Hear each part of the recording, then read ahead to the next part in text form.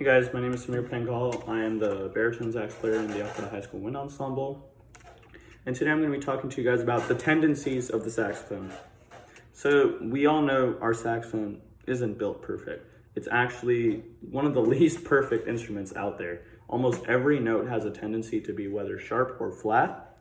And today I'll be discussing some of the most important notes that are generally very sharp or very flat and that you should take a note of. So the first note we have here is the middle register D. This note is almost always severely sharp, as you can see here.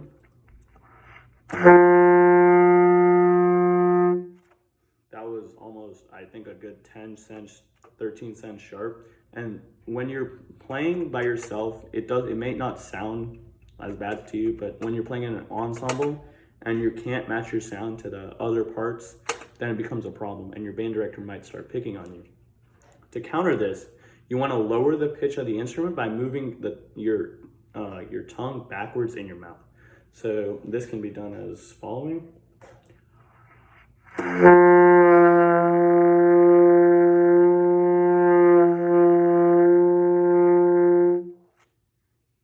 Another note that is generally out of tune is the G. The G is generally flat. So I know pushing up notes can be very hard on the saxophone, but when you're setting your mouthpiece, you want to keep that in mind. So you want to push it in just a tad bit less than you normally would, because G is a very common note you'll play on the saxophone, unless, of course, you're not playing something with a lot of G's in it. But I know in middle school music, you have a lot of G's in your music because it's an easy note to play and it's in the middle of the register. So you want to keep your mouthpiece slightly out a bit so it'll be more in tune.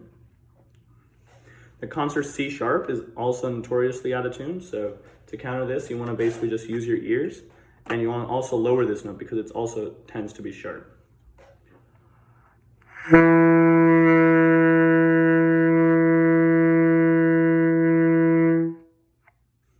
Of course, there are alternate fingerings for the C that I like to use, such as, instead of just leaving everything open, you want to put down the third key right here, the one you would normally use for G, this key right here.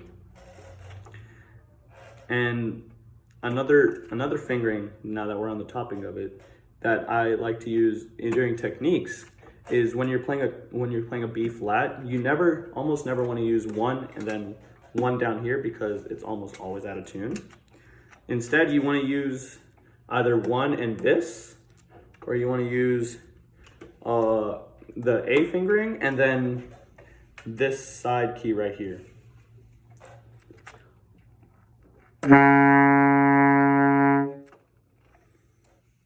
That's all.